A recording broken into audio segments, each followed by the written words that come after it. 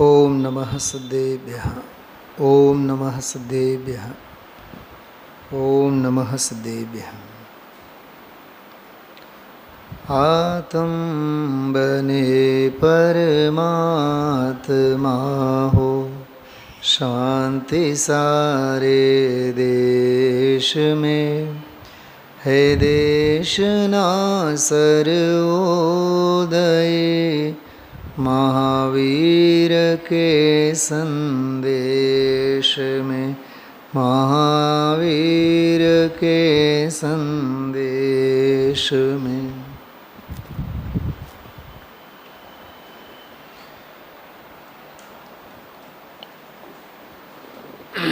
अगियारमो निश्चय परम आवश्यक अधिकार एनो छेल्लो प्रवचन 184 नंबरनो स्वाध्याय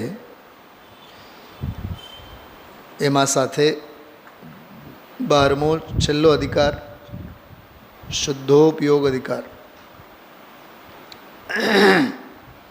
15-20 मिनिट शुद्धोपयोग अधिकारों पर गुरुदेव श्री आज चर्चा लीधी। 4 લીટીનો 271 નંબરનો શ્લોક પણ પૌણી કલાક સુધી ધારા પ્રવાહ ગુરુદેવશ્રીએ જ્ઞાન અને વૈરાગ્ય સભર અદ્ભુત ચર્ચા કરી। આજના વ્યાખ્યાનમાં 2 અત્યંત મહત્વપૂર્ણ વિષય બિંદુ હતા। કળશની અપેક્ષાએ આપણે વિચારીએ જે નિશ્ચય પરમાર્થ નિશ્ચય પરમ આવશ્યક અધિકાર 11મો અધિકાર એનો જે કળશ છે 271 એમાં પરમ વૈરાગ્ય ભાવના અને નિરાકુળ આત્મ સ્વભાવમાં લીન રહેવાની પ્રેરણા, એ સિવાય બીજી કોઈ એમાં વાત નહોતી। વૈરાગ્ય ભાવ હો તો આવો, જે વિધિ અને જે પદ્ધતિએ એમાં સમજાવ્યા, એમાં સાથે ગુરુ ઉપદેશ અને ગુરુના ઉપદેશ, ગુરુ કેવા અને ગુરુનો ઉપદેશ કેવો, દેશના કેવી, દેશનાના દેનારા કેવા, એની પણ એમાં વાત આવી।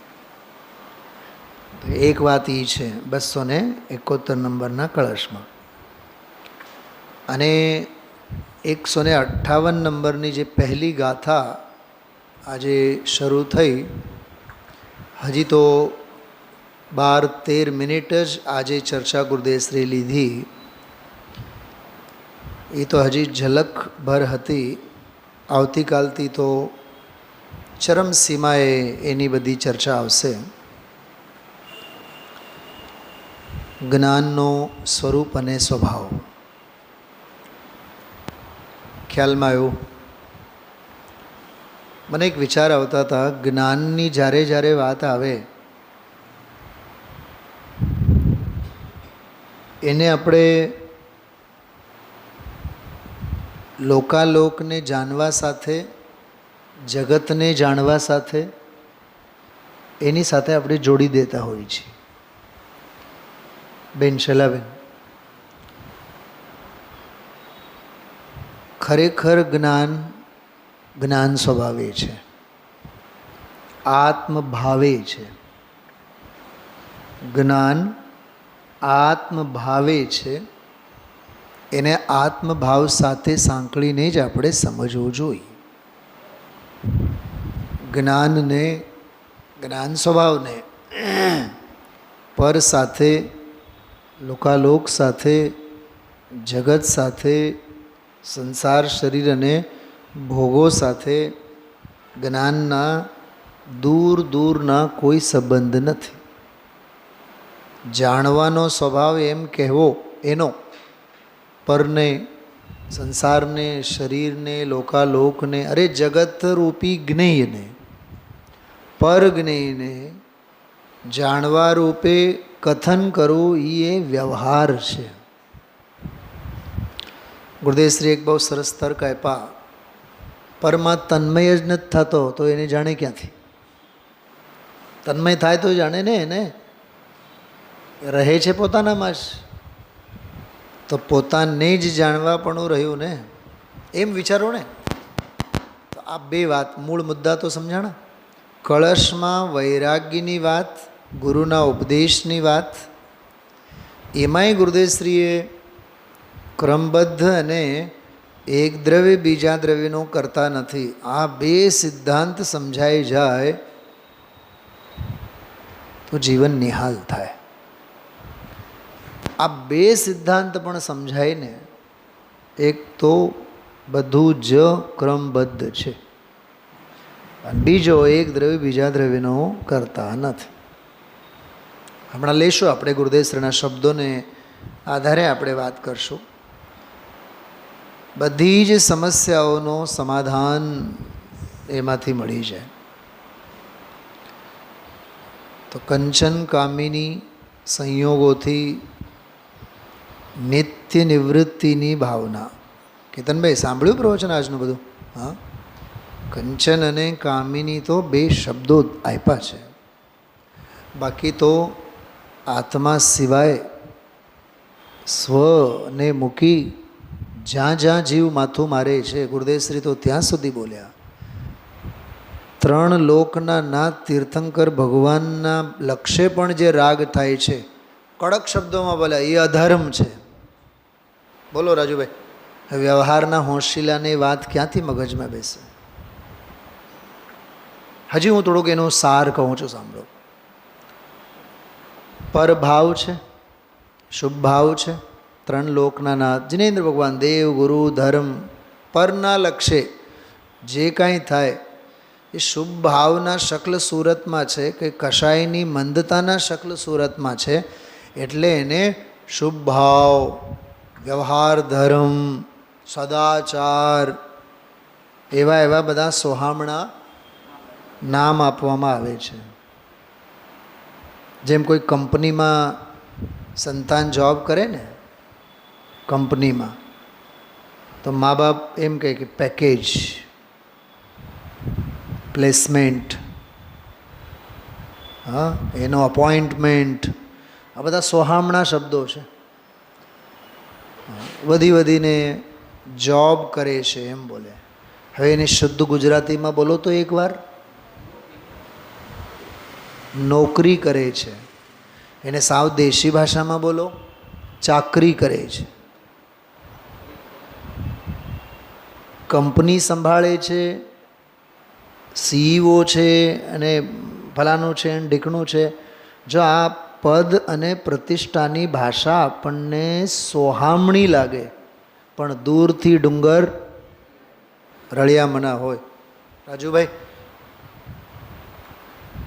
પોઈન્ટ સમજાણું?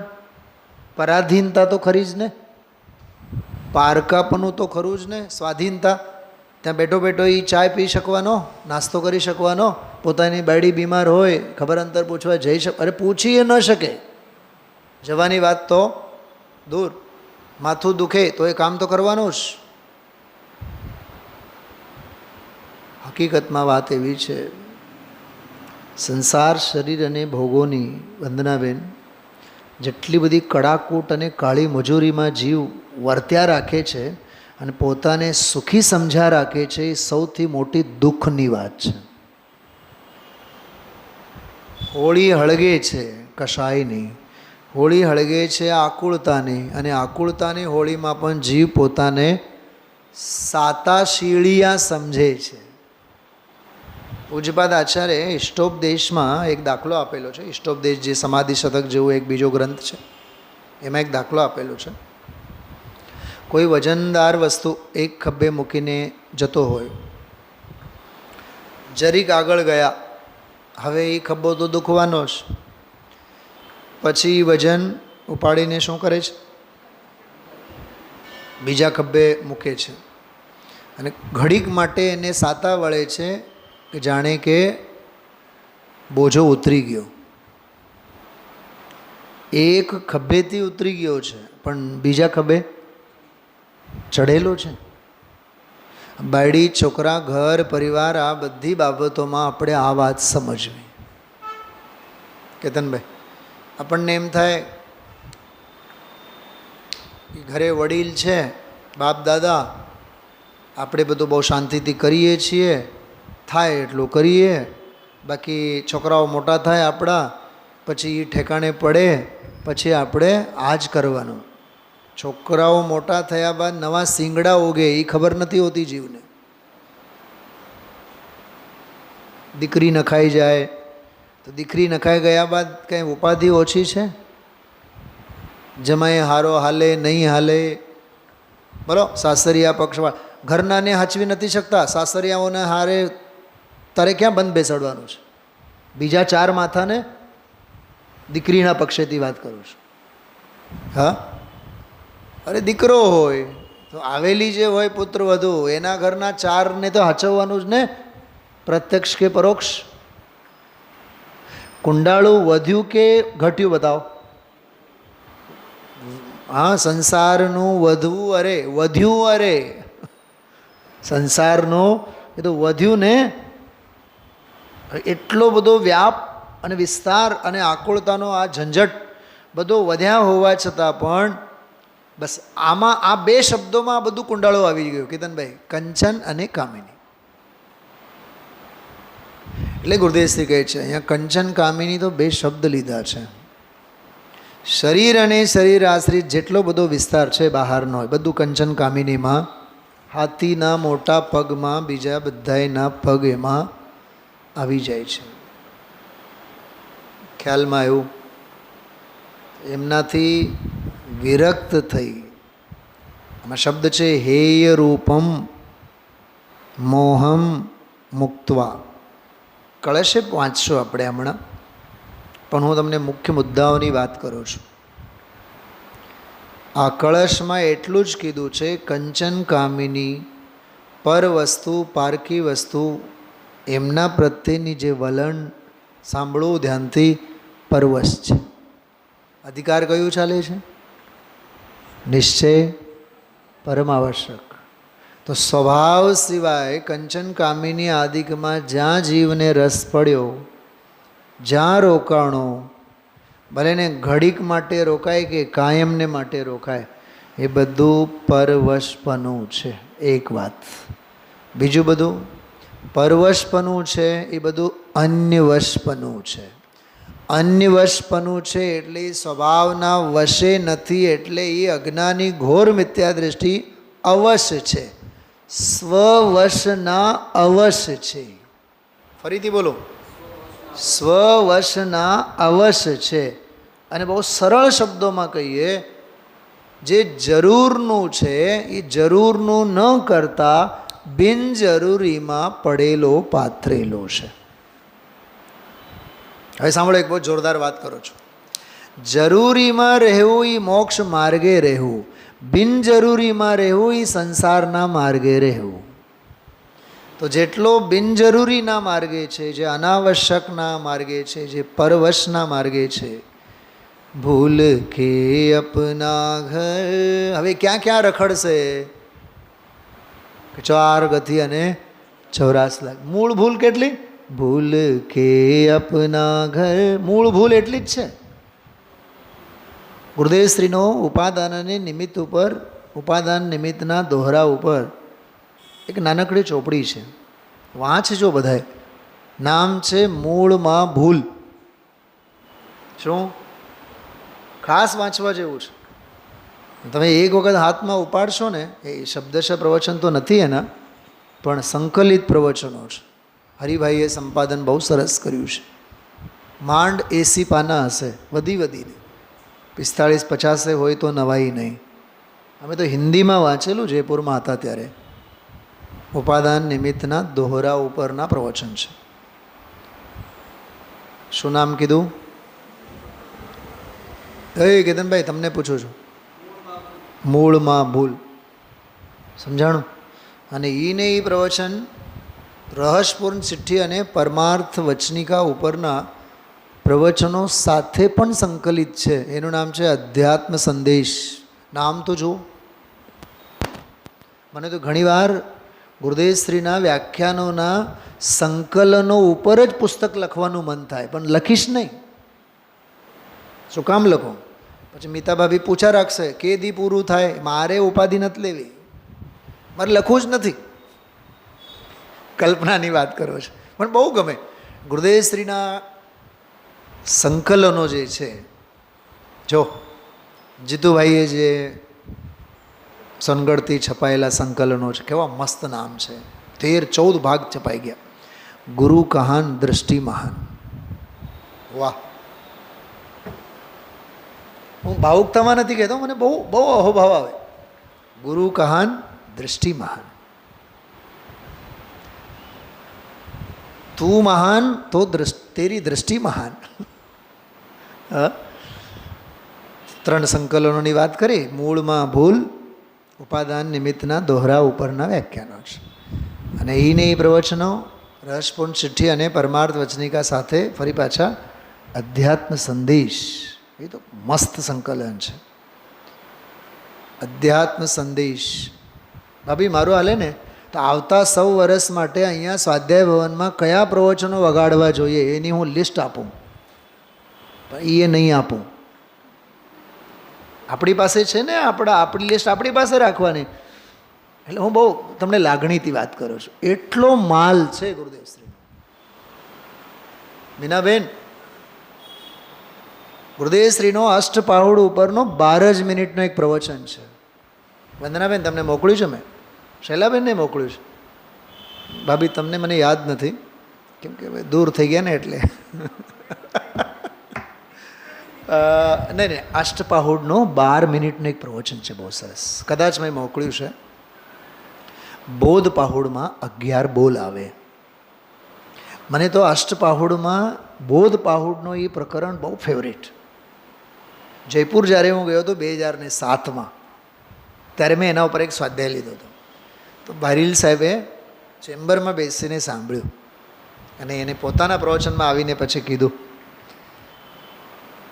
પોતાનું નામ લઈને કીધું, મેં જો આપણા બળદા પંડિતો જે આવે 2 વર્ષ ભણ્યા હોય, 4 વર્ષ ભણ્યા, બધા સમયસાર વાંચા રાખે. જોયું, મને કહે સુનિલને જોયું, અષ્ટપાહુડ ઉપર પ્રવચન કર્યું.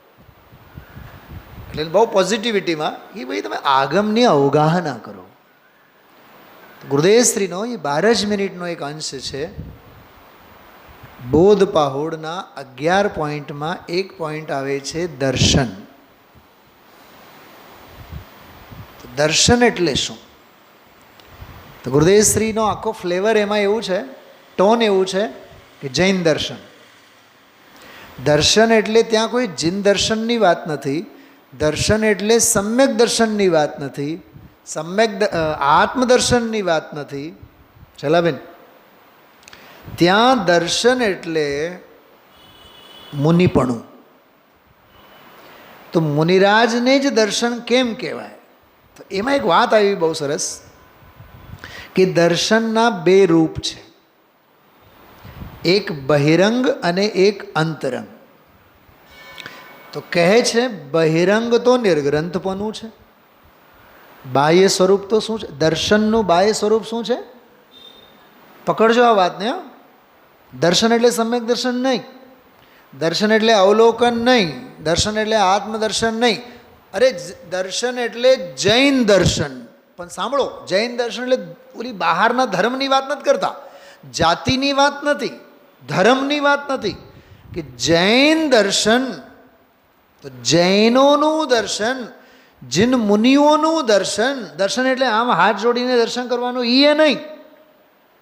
તો કહે છે કે મુનિરાજનું જે બાહ્ય રૂપ છે, બાહ્ય રૂપ છે એ નિર્ગ્રંથ છે. દર્શનનું બાહ્ય સ્વરૂપ કેવું? દર્શનનું કલેવર કેવું? તો કહે છે કે નિર્ગ્રંથ. તો એમાં જો નિર્ગ્રંથ કીધું તો બાહ્ય નિર્ગ્રંથ, અંતરંગ નિર્ગ્રંથ બધું જ આવ્યું એમાં, બેન શૈલાબેન. એટલે મુનિરાજનું જે બાહ્ય સ્વરૂપ છે કયું? નિર્ગ્રંથવાળું. તો નિર્ગ્રંથમાં 2 આવ્યા કે નહીં? એક તો દર્શન કીધા, તો દર્શનમાં 2 પ્રકાર, બાહ્ય અને અંતરંગ. તો બાહ્યનું સ્વરૂપ શું છે કે નિર્ગ્રંથ. હવે સમજાવો નિર્ગ્રંથના પ્રકાર કેટલા છે? 2, બાહ્ય નિર્ગ્રંથ અને અંતરંગ નિર્ગ્રંથ. પણ બાહ્ય નિર્ગ્રંથ અને અંતરંગ નિર્ગ્રંથ એ બંને નિર્ગ્રંથના સ્વરૂપના સંદર્ભમાં દર્શનના સ્વરૂપ છે, બાહ્ય સ્વરૂપ છે. તો દર્શનનો અંતરંગ શું છે? મૂળ ગાથામાં ગુરુદેવશ્રી પણ બહુ મલાવીને સમજાવ્યા. દર્શનનો અંતરંગ તો બોલો, દર્શનનો અંતરંગ તો જ્ઞાનાત્મક છે. That's it.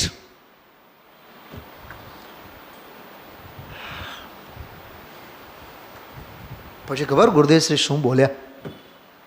શૈલાબેન, સવારે મેં આજે 3-4 વખત જેમ અને તેમ વાળો જે એકાદ મિનિટનું પ્રકરણ છે, 1 મિનિટે નથી, 45 સેકન્ડ હશે, 3-4 વખત મેં સાંભળ્યું. મારું મન જ નહીં ભરાણું કે જેમ લોકાલોક છે એ લોકાલોકને લીધે અહીંયા જ્ઞાન નથી થતું, અહીંયા જ્ઞાન સ્વભાવી આત્માનું જ્ઞાન થતાં લોકાલોક છે એવું એને જ્ઞાન થઈ જાય છે. અંતરંગનું જ્ઞાન થતાં બહિરંગમાં આવું છે એનું જ્ઞાન થઈ જાય છે. એમ ઓલું તો તેમમાં જેમમાં ગયું ને. આજનું પ્રવચન જે છેલ્લો અંશ 12-15 મિનિટ, જેમ લોકાલોક છે તો લોકાલોક છે માટે સર્વજ્ઞ ભગવાન જાણે છે એવું નથી. સ્વરૂપ અને સ્વભાવ જ્ઞાનાત્મક જ્ઞાનમય સ્વભાવ જ એવો છે, એને જાણતા લોકાલોક છે એવું એને પર્યાયનું બહારનું પરનું જ્ઞાન થઈ જાય છે. તેમ અંતરંગ જ્ઞાનાત્મક જ્ઞાન પ્રગટ થતાં નિશ્ચય એને બહારમાં નિર્ગ્રંથપણું, બાહ્ય નિર્ગ્રંથપણું છે એવું બહિર્લિંગ છે એવું બાહ્ય નિર્ગ્રંથનું જ્ઞાન એને થઈ જાય છે. એનું નામ દર્શન. કેદી આપણે સાંભળવાનું, કેદી ગુરુદેવશ્રીને સમજવાનું, બતાવો રાજુભાઈ. હવે ક્યાં બેડો પાર થાય? यह अर्घ समर्पण करके प्रभु निज गुण का अर्घ बनाऊंगा. ક્યાંથી બેડો પાર થાય બતાવો તમે.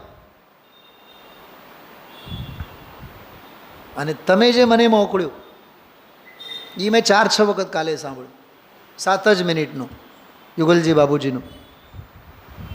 અમે લોકો તો એ પ્રવચન રૂબરૂ સાંભળેલા છે જયપુરમાં.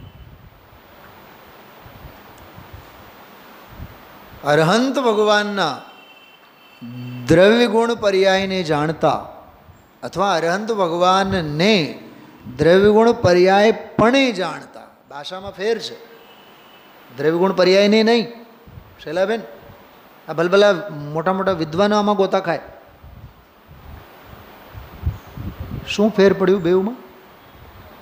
દ્રવ્ય ગુણ પર્યાયને નથી જાણવાનું. અરહંત ભગવાનને દવત પજ્જ ગુણત પજ્જયતે હિમ જો જાણદી અરહંતમ. જો જાણદી અરહંતમ, જે અરહંતને જાણે. પણ અરહંતને જાણવાની રીત કઈ? દવત, દ્રવ્યથી નહીં, દ્રવ્યત્વથી. ગુણત, ગુણત્વથી, ગુણપને. અને પજ્જયતે હિમ, પર્યાયપણે, દ્રવ્યપણે, ગુણપણે, પર્યાયપણે. દ્રવ્યત્વથી, ગુણત્વથી અને પર્યાયપનેથી અરહંત ભગવાનને જાણતા. સો જાણદી અપ્પાણમ, તે આત્માને જાણે છે. મોહો ખલુ જાદી તસ્લયમ, એનો મોહ નાશને પ્રાપ્ત થાય છે, ક્ષયને પ્રાપ્ત થાય છે. તો આપણને એમ લાગે કે ઓહો, અરહંત ભગવાનનો દ્રવ્ય એવો જ મારો દ્રવ્ય, જેવા એના અનંતા ગુણો એવા જ મારા અનંતા ગુણો. પણ ફેર છે ને જરીક છે. ઓલા વીતરાગી છે અને હું રાગી છું. અહીંયા આવીને અજ્ઞાન ઊભું થાય છે. એ 7 મિનિટમાં શૈલાબેન આખી છાંટ મેં જોઈ યુગલજી બાબુજીની કહેવાની. 14મી 15મી ગાથામાં જે અસંયુક્તવાળો બોલ છે ને, અસંયુક્તવાળો, પર્યાયના સમીપમાં જઈને જોતા બધો જ છે, વિકાર છે, ના નથી. પણ દ્રવ્ય સમીપમાં જઈને અનુભવ કરવામાં આવતા મોહ રાગ દ્વેષાદિક ભાવો બધા છે જ નહીં. કેતનભાઈ એક પ્રશ્ન પૂછો. ઘીથી ઘડો ભરેલો છે, ઘીનો ઘડો તમે લાવ્યા, સાહેબ આ ઘીથી ભરેલો ઘડો છે, મને ખાલી દેખાય છે, તમે મૂરખ કે હું મૂરખ? ઘીથી ભરેલો છે, ગામ રાડો પાડે છે, તમે દેખાડો છે, મને દેખાય છે ભરેલો, પણ હું ભરેલ ઘીના ઘડાને નથી જોતો, હું તો ઘડાના પરમાણુને સ્વતંત્ર અને ઘીના પરમાણુને સ્વતંત્ર જોઉં છું. એટલે ઘડો બળો કાંઈ ભરાણો કાંઈ મને દેખાતું જ નથી. બોલો હવે બોલો, તમે હાચા કે હું હાચો? કોણ હાચા એ બતાવો. સંયોગની દૃષ્ટિએ જોનારો હાચો કે સ્વભાવથી જોનારો હાચો? એમ ઘીથી ભરેલો છે એ સંયોગની દૃષ્ટિ છે, અને ઘીનો પરમાણુ ઘડાને અડક્યા જ નથી. હજી એક વાત કરો બેન શૈલાબેન, ઓલા જે ઘીના ઘડામાં જે પરમાણુ છે ને, કોઈ પરમાણુ ઘડા રૂપે બન્યો જ નથી. આખો ઘડો સ્કંદ છે કે પરમાણુ છે?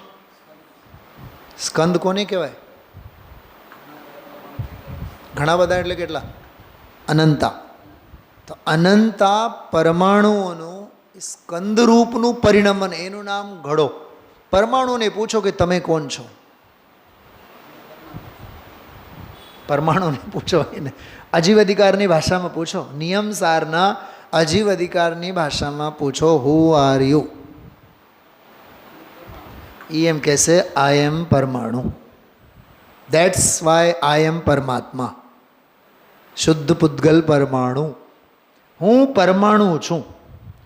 સ્કંદ મારામાં કોઈ દી આવ્યો જ નથી, અને હું ત્રણેય કાળે કોઈ દી સ્કંદ ભાવે થતો જ નથી. પણ તમે થયેલા દેખાવો છો ને, તારી ખોટી દૃષ્ટિ છે. મારો સ્વભાવમાં ખોટ નથી, મારા પરમાણુના મારા સ્વભાવમાં ખોટ નથી. પર્યાયગત મારી દશાને જોઈને મારા સંયોગોના વખાણ કરવાની તારી ખોટી ટેવ છે. એટલે તો અનાદિકાળથી એમ કહે છે ઘીનો ઘડો, અથવા હું ઘડો થયો. હું પરમાણુ છું, પરમેશ્વર છું, શુદ્ધ પૂતગલ પરમાણુ છું. હું ઘડા રૂપે કોઈ દી થયો જ નથી. એમ મોહ રાગ દ્વેષાદિક અહીંયા પર્યાય રાગમાં છે, ત્યાં નથી. આ જે પર્યાયગત ભેદ જોવાની દ્રષ્ટિ છે, એને અરહંત ભગવાનને હજી જાણ્યું જ નથી. અચ્છા, એ ક્લિપમાં પહેલો જ વાક્ય છે, અરહંત ભગવાનને જાણતા એમ લખ્યું છે. અરહંત ભગવાનની ભક્તિ કરતા એમ નથી લખ્યું. યુગલજી બાબુજી ત્યાંથી શરૂ કરી. રાજુભાઈ જો, આ બધી હોશ ઉડી જાય એવી છે આપણી બધાયની. હમણાં પછી આપણે 14 તારીખથી ધમાધમ ચાલુ કરશું. અરહંત ભગવાનને જાણતા, દ્રવ્યગુણ પર્યાયથી જાણતા એમ લખ્યું છે. જો જાણતી એમ લખ્યું છે કે નહીં? જે અરહંત ભગવાન, જે જાણતો અરહંતને જાણતો લખ્યું છે કે નહીં? ભક્તિ કરતો એવું લખ્યું છે? અર્ઘ ચડાવતો એવું લખ્યું છે? ઓમ રીમ શ્રી મહાવીરાય નમઃ એમ મંત્રો બોલનાર એમ લખ્યું છે? નહીં. એમાંય ગજબની વાત આવી. ભક્તિ કરતો એ જો હોય ને, ભક્તિ કરતો, તો ભક્તિની ધારા મોક્ષે નહીં જાય, સંસાર તરફ જાય. એની ગતિ કઈ તરફ? રાગની ગતિ કઈ તરફ? સંસાર તરફ. અને જ્ઞાનની ધારા કઈ તરફ? મોક્ષ તરફ. તો જાણતા લખ્યું છે, ભક્તિ કરતા એમ નથી લખ્યું. કેટલી ગજબની વહેંચણી છે. તો જાણ્યા ને એમના દ્રવ્યગુણ પર્યાયપને એમને, ઓહો હો, એમનો જે ત્રિકાળ અખંડ એક દ્રવ્ય એવો જ મારો દ્રવ્ય, એમના જેવા અનંતા ગુણો એવા જ મારા પણ અનંતા ગુણો. જેમ એમનું પણ પર્યાયનું ઉત્પાદ વ્યય અનાદિકાળથી. આહા હા, પર્યાયનો સ્વરૂપે એવો, મારાએ પર્યાયનો સ્વરૂપ તો એવો જ. ઉત્પાદ વ્યય. પર્યાયના વિશેષને નહીં જોવું, પર્યાયના સામાન્યને જોવું. શૈલાબેન, એટલે જ સમાજમાં યુગલજીને સમજનારા અને લાલુભાઈને સમજનારા બહુ ઓછા જીવો પાક્યા. સમજી જ ન શક્યા કે સમજાવવા શું માગે છે. પર્યાય પોતે વિશેષ, દ્રવ્ય સામાન્ય, ગુણ વિશેષ, ગુણ સામાન્ય, પર્યાય વિશેષ. હવે અહીંયા કહે છે અરહંત ભગવાનના પર્યાયમાં વીત રાખતા, મારામાં રાગ, એ તો તે પર્યાયનો વિશેષ જોયો. અમે તો તને કહીએ છીએ પર્યાયના સામાન્યની જુઓ. તો જેવો ઉત્પાદ વે ત્યાં એવો ઉત્પાદ વે અહીંયા. પહેલી બેન્ચે બેસીને ભણનારો, છેલ્લી બેન્ચે બેસીને ભણનારો એક જ ક્લાસના સ્ટુડન્ટ છે કે નહીં? કેતનભાઈ ના પાડો છો? અરે એક 10મું ધોરણ, 10મું સ્ટેન્ડર્ડ, બધા છોકરા 365 દિવસ એક સાથે જ ભણે છે ને. કયું ધોરણ ભણે છે? 10મું જ ભણે છે કે નહીં? તો પહેલી બેન્ચે બેસે કે છેલ્લી બેન્ચે બેસે, ફેર શું એમાં? એક વાત. બીજી વાત, વાર્ષિક પરીક્ષા આપે, 1નો નંબર 1 આવે અને 1નો નંબર સાવ છેલ્લો આવે, પણ પાસ તો બધાય થાય છે કે નહીં? હવે ઠોઠ કોણ છે અને હોશિયાર કોણ છે, નંબર 1 કોણ છે એ ભૂલી જાઓ. પણ 10મા ધોરણના જ બધા છોકરાઓ છે. અને હવે જૂન મહિનો આવ્યો તો બધા 11માં ગયા. ધોરણ બદલાણું કે નહીં? ધોરણ વધ્યું કે નહીં? આઈક્યુ લેવલ વધ્યું કે નહીં? અને એમાંય હોઈ શકે ઓલો જે પહેલી બેન્ચ ઉપર બેસીને જે નંબર 1થી પાસ થનારો કદાચ પુસ્તકી કીડો નીકળે. કેવો નીકળે? પુસ્તકી કીડો. એ આત્મહત્યા કરી લે, કદાચ સુસાઇડ કરી લે, નોકરી બોકરી નહીં મળે તો. અને ઓલો જીવન જીવી જાણે. બોલો, આને ભણતર છે, ઓલાને ગણતર છે, અને આપણને બીજાને કળતર છે. કંઈક સમજાણું? તમે પહેલી બેન્ચે બેસીને ભણો છો, પહેલા નંબરથી ભણો છો. આ બધા આઇન્સ્ટાઈન થયા, સર સીવી રામન થયા, ગાંધીજી થયા. આ કોઈ પહેલા નંબરના વિદ્યાર્થી નહોતા. બધા ઠોઠમાં ઠોઠ બુદ્ધિવાળા હતા બધા. ગાંધીજીના અક્ષરો તો જુઓ તમે, એવા ભંગાર લાગે. એના કરતાં તો ભંગારવાળા લખે ને એના અક્ષરો સારા હોય. આખી જિંદગી પોતાને કોસતા રહ્યા.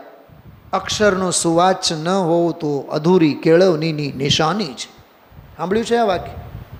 વંદનાબેન, ગુજરાતી તો ભણ્યા છો ને, કે ઇંગ્લિશ જ ભણ્યા છો? અક્ષરનો સુવાચ નહીં હોય એ અધૂરી કેળવણીની નિશાની છે.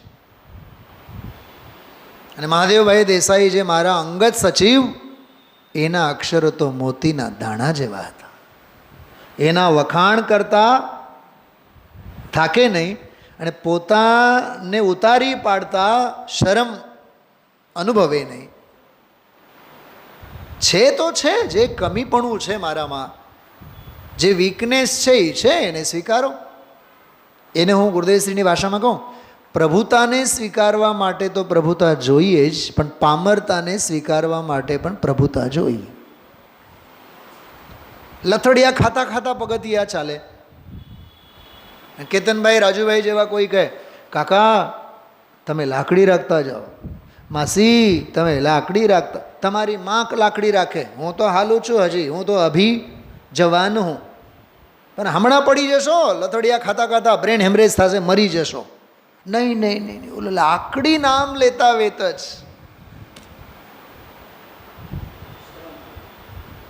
ગઈકાલે જ ઓલા સબ્જી મંડીમાં, ગઈકાલે સાંજની જ વાત છે, એટલે શાક વેચવાવાળી બાઈને મેં કીધું, આમાં તો મજાક કરી. મેં તો કાવ્યા હતી સાથે, મેં કીધું કાકી હાલો 200 રૂપિયા. એ કાકી નહીં કહો. મેં કીધું વાહ, અંગૂઠા છાપને પણ કેવો સ્વાભિમાન છે. પછી મેં વાતને બદલાવી નાખી. મેં કાકી હું મારા તરફથી નથી કહેતો, મારી જે દીકરી ઊભી છે ને એના તરફથી તમને કહું છું. પરાશ્રિત કથન છે એ, શાસ્ત્રિત કથન નથી. હા હા, તો બરાબર છે. જેમ આ બધા યંગ બહેનો હોય, એમને કોઈ ભૂલથી સામેવાળા આંટી કહે, આંટી ને દીદી, જસ્ટ દીદી. શું દીદી કહેતા અને આંટી કહેતા કાંઈ ફેર પડવાનો છે? હું એક વાત કરું તમને, અનંતને જાણે છતાં કેવળી અપ્રભાવી. અનંતને જાણે છતાં કેવળી અપ્રભાવી. બરોબર? અહીંયા તો કેટલા પ્રભાવ પડેલા છે. દીદી કહે તો ગમે, આંટી કહે તો નહીં ગમે, કાકી કહે તો પછી હાવ પતી જ જાય. એટલે દેહ ધર્મમાં આપણને કેટલી મમતા પડેલી છે વિચારો. કુસુમબેન, એના માટે જ આ કળશનો 45 મિનિટનો આજનો સ્વાધ્યાય છે. કંચન કામિની વાળો જે હતો ને, એના માટે જ હતો. બોલો કેતનભાઈ. અને જો મોહની વાસના પ્રસુપ્ત હોય, દેખાય નહીં. ગુરુદેવશ્રી આજે કીધું ને, અડદિયાનું દાળ, અડદિયાની દાળ જો હરકી ન થાય, કેવો પારો ચડે, તો ગુસ્સો ક્યાંથી આવ્યો હોય? ક્રોધ ક્યાંથી આવ્યો? હતો તો ખરો જ ને. કેવા રૂપે હતો? એ રૂંધાયેલ કશાય. બહુ સરસ. એ રૂંધાયેલ કશાય રૂપે અંદરમાં પડેલો હતો. હંમેશા પોતાના અંતરંગને આપણે ચકાસો, કઈ વાસના અંદરમાં પડેલી છે.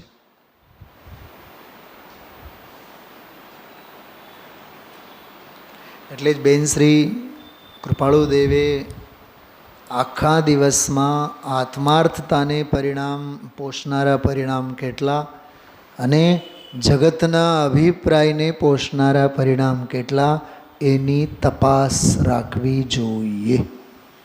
આ વાક્ય લખ્યું. આત્માર્થીને આખા દિવસમાં એટલે 24 કલાક થયા કે નહીં, આખા દિવસમાં આત્માર્થતાને પોષનારા પરિણામ કેટલા અને જગતના અભિપ્રાયને પોષનારા પરિણામ કેટલા, એની તપાસ કરવી જોઈએ, એની નોંધ રાખવી જોઈએ. કેમ કે વાસના અંદરમાં પ્રસુપ્ત હોય.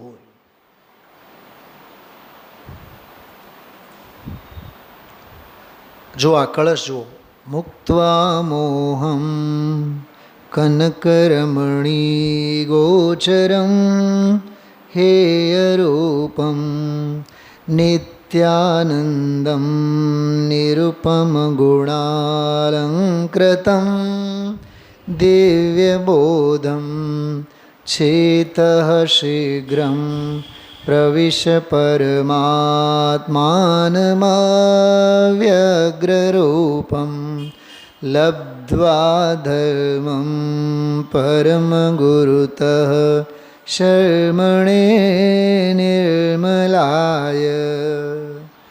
ચારે ચાર લીટીમાં 4 સિદ્ધાંતો દેખાય છે મને તો.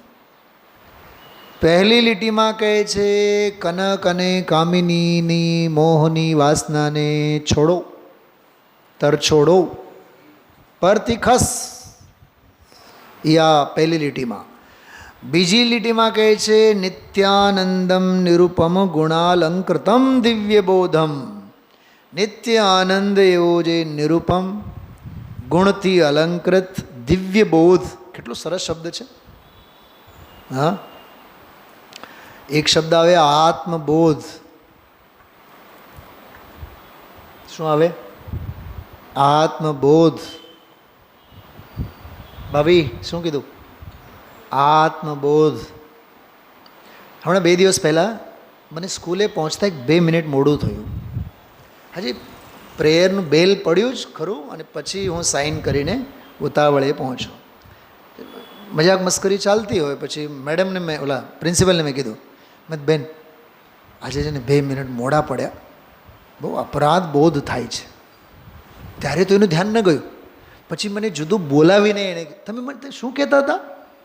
મને કહ્યું અપરાધ બોધ. મેં કીધું ભાઈ તમારા જેવા શાસ્ત્રી જ સમજે. મેં કીધું મને કહે. મેં ઈજ તો વાંધો છે ચલાવેને, ઈજ તો નથી થતો. શું નથી થતો? અપરાધ બોધ. અરે જે થતી ભૂલોનો સ્વીકાર તો કરો. પહેલાં ભૂલ છે એ મંજૂર તો રાખો. મિચ્છામી દુક્કડમ કોણ બોલે? કોણ બોલે? કોણ બોલી શકે? જેને અપરાધ બોધ થયું હોય એ જ ને. અવળ ચંડાઈ વાળો કહે કોઈ દી સોરી? કેમ? કોણ કહે? બતાવો. સોરી કોણ કહે? મિચ્છામી મને ક્ષમા કરજો કોણ કહે? અપરાધ બોધ હોય ને તો અપરાધ બોધ પણ શ્રેષ્ઠ તત્વબોધ છે.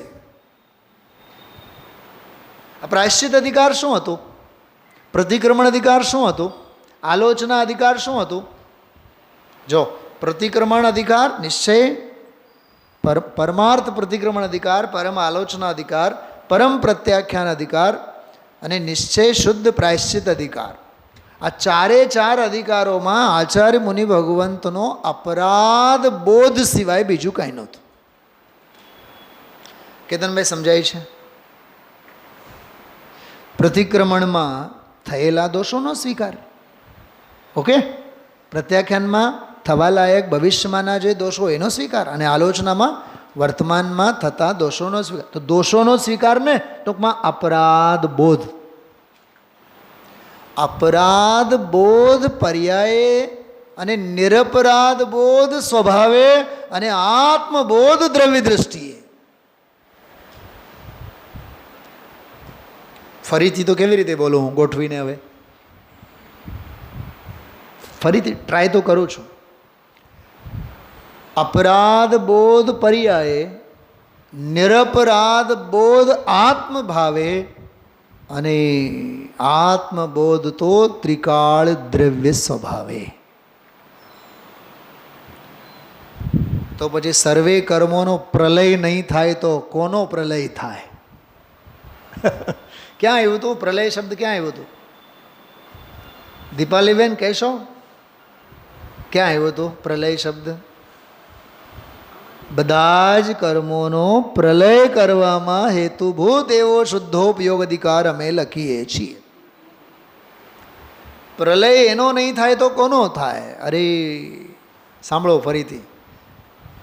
અપરાધ બોધ જરૂરી છે, નિરપરાધ બોધ પણ જરૂરી છે, અને આત્મબોધ તો અનિવાર્ય છે. કેમ કે આત્મબોધ જ નથી તો અપરાધ બોધ અને નિરપરાધ બોધ કોઈ કામના. એ તો લાખ વાર થયા હોય ને અપરાધ બોધ અને નિરપરાધ બોધ. એમાં શું છે? દ્રવ્યલિંગીને શું નથી થતું? બધું જ થાય છે. અપરાધ બોધ એ અનંતવાર, નિરપરાધ બોધ પણ અનંતવાર શાસ્ત્રની ઓથે, પણ આત્મબોધથી સાવ ખાલી ખમ છે, માટે દ્રવ્યલિંગી છે. તો જેમ ઓલા દ્રવ્યલિંગી એમ આપણે દ્રવ્યલિંગી શ્રાવક. તો શ્રમણ અને શ્રાવકમાં ફેર શું પડ્યો? જો સ્પષ્ટ કહું, શાસ્ત્રો મારફત જાણવું એ જાણવું જ ન કહેવાય. સ્વભાવ મારફત સમજો તો સમજા કહેવાય.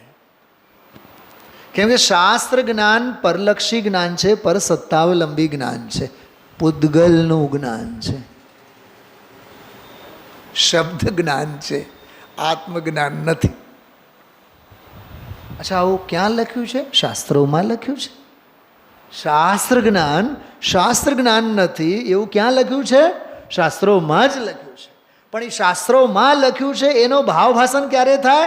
જ્યારે આત્મામાં ઘૂસીને તું આત્માને જાણ, તો તને સમજાય કે શાસ્ત્ર જ્ઞાન નથી. કેમ કે શાસ્ત્રને ક્યાં ખબર છે કે શાસ્ત્ર જ્ઞાન નથી?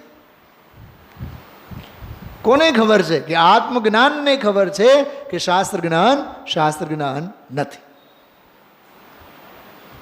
શું રાજુભાઈ, કેટલું ડેપ્થ છે, કેટલું ઊંડાણ છે આમાં. તો એટલે પહેલે કહેજો, મુક્ત્વા મોહમ, મોહને મૂકો.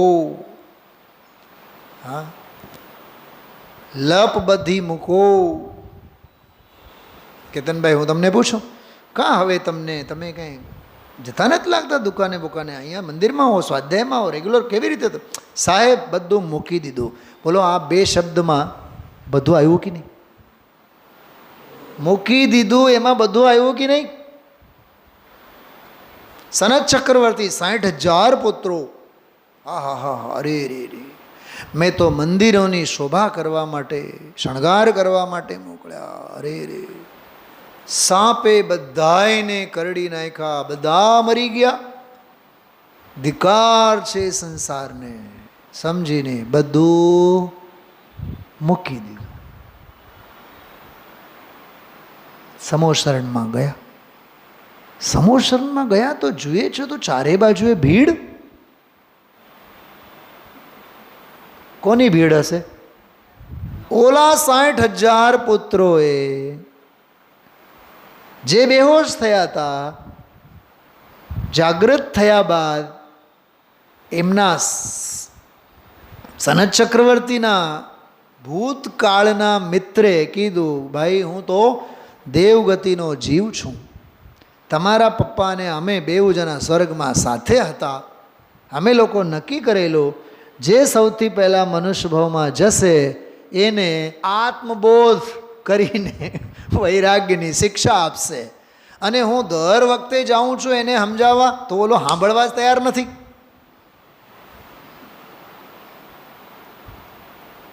અંકલ તમે પહેલી વખત ક્યારે ગયા હતા? તો તીર્થંકર ભગવાનના સમો શરણમાં તારા પિતાજી, તમારા પિતાજી ચક્રવર્તી દલ બલ સેના સાથે જ્યારે જતા હતા ત્યારે વચ્ચ રસ્તામાં મેં જઈને કીધું કે મિત્ર તમે મને ઓળખ્યા? ત્યારે ચક્રવર્તીના ગુરુરમાં જો અભિમાન, ધન વૈભવનો કેવો અભિમાન હોય છે. સામેવાળો આવીને જ્ઞાન તત્વજ્ઞાન આપે તો એને સાંભળવાની હોશ ન હોય. ભાવના તો ભલે ને ભાવી હતી. આપણામાંથી જે સૌથી પહેલાં મનુષ્ય ભાવમાં જાશે એ તત્વનો બોધ આપશે. પ્રતિજ્ઞા તો એવી કરી હતી ને. હા, પણ શું કરીએ, ચક્રવર્તીના પદનો અભિમાન જ એવું છે કે અભિમાનમાં એવો આંધળો માણસ બની જાય, માન અને અભિમાનમાં એવો ચડી જાય, એને ન પૂરુંના કાંઈ સંસ્કાર યાદ આવે અને સામે આવીને તત્વજ્ઞાન પૂરું પાડે તો એને સમજવું અને સાંભળવું ન હોય. એ મોહનો મહિમા. જ્યારે તારો બાપ, તમારો બાપ જ્યારે ચક્રવર્તી હતો ત્યારે સમજાવો ગયા તો પપ્પાએ શું કીધું? હટ જા, હું નથી ઓળખતો તમને. ખ્યાલ છે? આ નાટક કર્યું હતું આપણે જામનગર.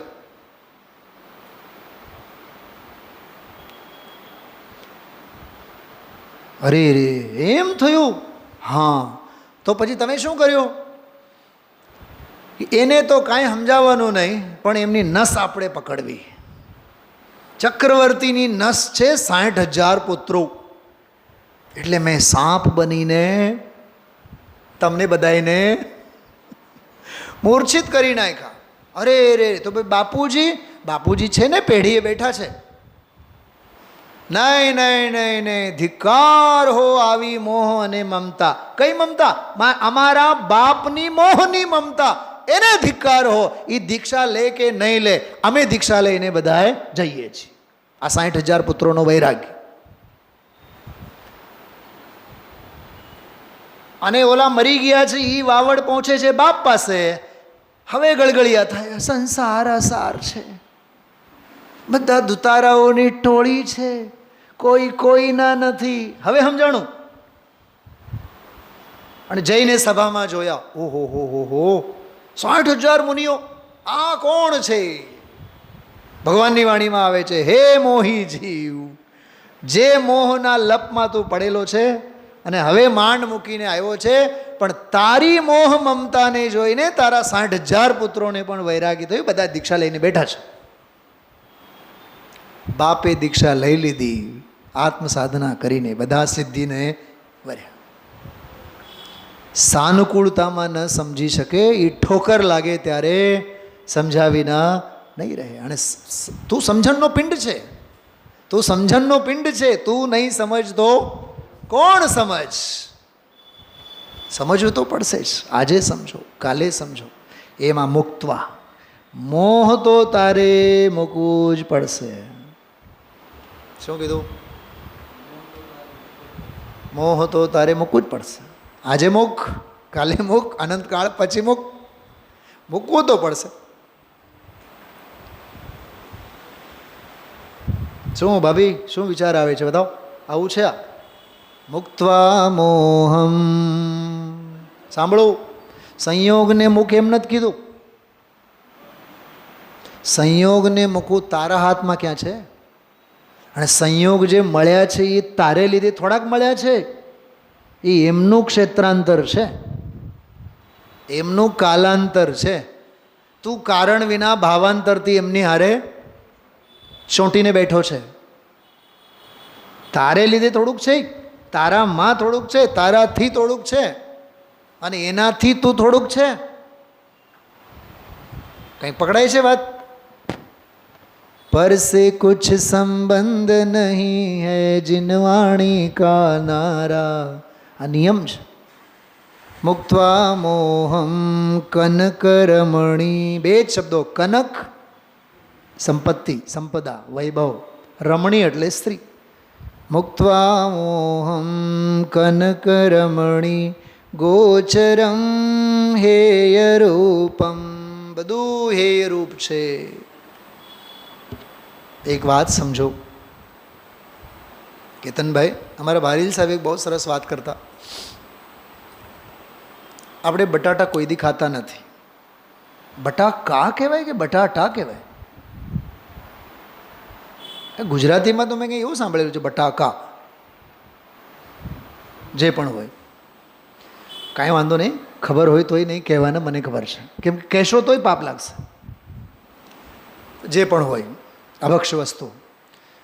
હવે રેકડી આપણી સામે ઊભી છે, આપણે શાક ખરીદવા જઈએ છીએ. હવે એ સારા છે, ખરાબ છે, સસ્તા છે, મોંઘા છે, આમાંથી કયા વિકલ્પો? અરે મારે ખરીદવા જ નથી ને. એ મફતના ભાવે આપે તોય નથી જોતા, અને મોંઘામાં મોંઘા સોનાના ભાવે આપે તોય નથી જોતા. કેમ કે જે રસ્તે મારે જવું જ નથી, એ મારે રસ્તો ક્યાં જાય છે પૂછવું જ નથી. સાંભળો, ન્યાય સાંભળો. હેય હોય છે, હેય જ હોય છે. એ થોડું હેય હોય છે કે ઝાઝું હોય એ છે, એવું નથી હોતું. રાજુભાઈ, દુકાન ક્યારે હે? રવિવારે. ફેક્ટરી ક્યારે હે? બુધવારે. ધંધો વ્યાપાર ક્યારે હે? સવારે 8 થી 9. નહીં, સાંભળો, હેય હોય છે એ સર્વદા હેય હોય છે, સર્વથા હેય હોય છે. સર્વદા એટલે હંમેશા, અને સર્વથા એટલે હર પ્રકારે હેય છે. અચ્છા, એક્ઝામમાં છોકરો બેઠો છે પરીક્ષા દેવા, એ પૂછે, સર હું કોપી ક્યારે કરું? જોઈને હું ક્યારે લખું? ક્યારે લખાય? જ્યારે હું બાથરૂમમાં બહાર નીકળી જાઉં ત્યારે. શિક્ષક એમ કહેશે. હું વોશરૂમ વયો જાઉં ત્યારે. જ્યારે હું ક્લાસરૂમમાં નહીં હોઉં ત્યારે. બોલો ભરતભાઈ, ચોરી એને ક્યારે કરાય બતાવો? પણ સાહેબ, ચોરી કરવા પણ જ ના હોય ને, કેમ કે હેય હોય છે એ ત્રિકાળ હેય હોય છે, સર્વત્ર હેય હોય છે. તો એ મોહ કેવો છે? હેય જ છે. ઘરમાં એમ કહીએ, મારો આરો, મારો આરો, મારો આરો, બરોબર. અહીંયા મંદિરે આવ્યા બાદ મારા આદિનાથ, મારા શાંતિનાથ, મારા કુંતુનાથ ચાલશે? તો ઘરે મારો આરવ, મારો આરજવ, એમ અહીંયા મંદિરે આવ્યા મારા શાંતિનાથ, મારા કુંતુનાથ. ઓલોય મોહ અને આ પણ મોહ. ક્ષેત્ર બદલાણું છે, મોહ નથી બદલાણું. છે ને ગજબની વાત? રાજુભાઈ સાચું બોલો, તમે કુંતુનાથ ભગવાનને વિરાજમાન કરેલા હો અને તમે રત્નત્રયની વેદી ઉપર પ્રક્ષાલ માટે જાઓ છો, સાચું કહો, દિલથી કહો, શાંતિનાથ ભગવાનના અભિષેકમાં મજા આવે કે કુંતુનાથ ભગવાનના અભિષેકમાં મજા? હા, આવો મોહ જગતમાં બધે કામ કરે છે, અને એને લીધે તો મંદિરોમાં પણ મોટા મોટા ઝઘડાઓ છે. અમારા શાંતિનાથ, અમારા કુંતુનાથ, અમારા આદિનાથ. આદિનાથ જગતના છે, જગતના હોવા છતાં પણ જીવના છે. જગતના કહેવું એ વ્યવહાર છે, પરાશ્રિત વ્યવહાર, અને જીવના છે, આત્માના છે, એ સાચો પરમાર્થ છે. ખ્યાલમાં આવે છે? મોક્ષ માર્ગસ્ય નેતારમ ભેતારમ કર્મ ભૂભૃતામ જ્ઞાતારમ વિશ્વતત્વાનામ વંદે તદ્ગુણ લબ્ધે. હજી સાંભળો, આ અમારું મંદિર, ફલાણું ઓલાનું મંદિર. હિન્દી પ્રાંતમાં કોઈ બહુ આવું. હવે એક ગામમાં જ્યાં હું સાગર ગયો હતો 65-70 મંદિર. હવે એમાં ચંડાલ ચોકડી ભેગી થઈ હોય, એક મંદિર સાથે 4-6 જણા હોય ને જોડાયેલા, એમને એમ જ એ ખૂટું એ જ પકડી રાખે. આ અમારું, આ અમારું, આ અમારું. સવારે 8 થી 9 સાગરના મૂળ મંદિરમાં પ્રવચન થયું, અને વળી પાછું 9:15 થી 10 તારણ સ્વામીનું એક ચૈત્યાલય છે, એમાં ટોપો બોપો પહેરીને પ્રવચન કરવાનું. વળી પાછું પહેલાં તો મારું તો મન જ ન થયું. મેં કીધું આ શું આડંબર કરીને આપણે જે છીએ છે સહજ એમ. નહીં, એ તો અહીંયા તો ટોપી તો પહેરવી જ પડશે ને ફલાનું ઢીકણું.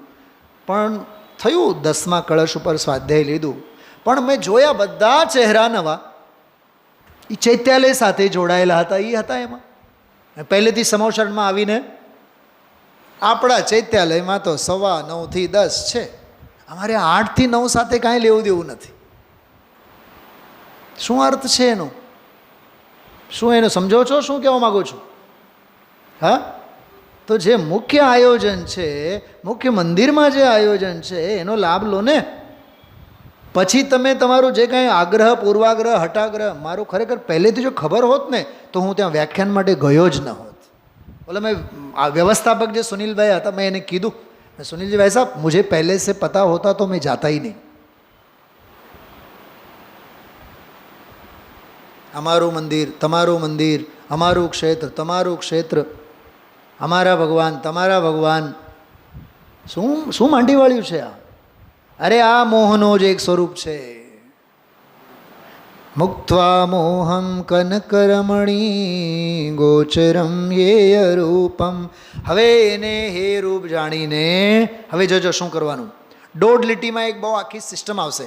નિત્યાનંદમ નિરુપમ ગુણાલંકૃતમ દિવ્ય બોધમ ચેત શીઘ્રમ પ્રવેશ. પોતાના ચિત્તને એમાં શીઘ્ર પ્રવેશ કર. શેમાં? નિત્ય આનંદ નિરૂપમ ગુણોથી અલંકૃત એવા દિવ્ય બોધમાં પોતાના ચિત્તને શીઘ્ર પ્રવેશ કર. પરમાત્માનમ અવ્યગ્ર રૂપમ ચેત. પરમાત્મા સ્વરૂપ એવો નિરાકુળ ભગવાન, અવ્યગ્ર એટલે શાંત, નિરાકુળ. લબ્ધ્વા ધર્મમ, તો તારા હાથમાં ફળમાં શું આવશે? ધર્મ આવશે. તેને પ્રાપ્ત કરીને પરમ ગુરુતઃ શર્મણે નિર્મલાય, પરમ ગુરુઓ પાસેથી નિર્મળ સુખ માટે ધર્મની પ્રાપ્તિ કરો. આમાં જો ગુરુનું સ્વરૂપ આવ્યું, પરમ ગુરુ કોને કહેવાય, એ બધી વાત આજે ગુરુદેવશ્રી એની કરી છે. નિર્મળ સુખની વાત, નિર્મળ શાંત સ્વભાવની વાત જે કરે એને ગુરુ કહેવામાં આવે છે. 292 નંબરના પાના ઉપર જો. હે રૂપ એવો જે કનક અને કામિની સંબંધી મોહ, તેને છોડીને હે ચિત્ત નિર્મળ સુખને અર્થે પરમ ગુરુ દ્વારા ધર્મને પ્રાપ્ત કરીને તું અવ્યગ્ર રૂપ શાંત સ્વરૂપી પરમાત્મામાં, કે જે પરમાત્મા નિત્ય આનંદવાળો છે, નિરૂપમ ગુણોથી અલંકૃત છે અને દિવ્ય જ્ઞાનવાળો છે, તેમાં શીઘ્ર પ્રવેશ કર. પાના નંબર 293 ઉપર જો. 293 ઉપર હે ચિત્તવાળો ફકરો છે ને, એમાં જો પરમ ગુરુ એ જ સમજાવશે. બીજી ત્રીજી લીટી. બાકી સત્ય વાત પરમ ગુરુ વિના ક્યાંય છે નહીં. કંઈક બીજા મિથ્યાત્વના શલ્યના લાકડા નાખશે. વીતરાગ ત્રિલોકનાથ એના સાધુ અથવા એની વાણી પરમ ગુરુ એક જ વાત કહે છે. શું વાત કહે છે? પરમાનંદનો નાથ, ચૈતન્ય ચમત્કાર, અનંત આનંદનો સાગર અંદર છે, એ વાત કરશે. બાકી આ વ્યાખ્યાનની સંપૂર્ણ સમીક્ષાત્મક સ્વાધ્યાય આજે રાત્રિના સ્વાધ્યાયમાં લેશું. ઘણા બધા ન્યાયો આજે આવેલા છે, એની વાત કરશું. એક જ પોઈન્ટ જુઓ, 294 નંબરનું પાનું ઝડપથી જુઓ. 4થી 5મી લીટી ઉપર. બે સિદ્ધાંત લક્ષમાં બરાબર લે. મળ્યું? બે સિદ્ધાંત લક્ષમાં બરાબર લે કે એક દ્રવ્ય બીજા દ્રવ્યને અડતું નથી અને દરેક દ્રવ્યની ક્રમસર પર્યાય ક્રમબદ્ધ થાય. એ બે સિદ્ધાંત લક્ષમાં લે તો પર તરફની સાવધાની છૂટી જ જાય. પછી બધો વિસ્તાર કર્યો છે, હું એનું કરી દઉં, હું એનું કરી દઉં, પણ તું તો પરને અડતો નથી. પરને અડતો નથી તો તું પરનું શું કરી શકીશ? શરીરને પણ અડતો નથી, એ તો જડ છે. એની જે સમયે જે ક્ષણે જે અવસ્થા થવાની તે થશે જ. તારી સાવધાનીથી એમાં કંઈ ફેરફાર થાય, ધ્યાન રાખવાથી શરીરની પર્યાય ઠીક રહે. એમ ત્રણ કાળમાં નથી નથી નથી. કેટલી દવા કરવી? ગુરુદેવજી બોલે છે અહીંયા, દવા બવા કરે ને એ બધી વાતો. આનું નામ છે થવા યોગ્ય થાય છે, જાણનારો જણાય છે. વિચાર છે. ઓમ નમઃ સિદ્ધિભ્ય.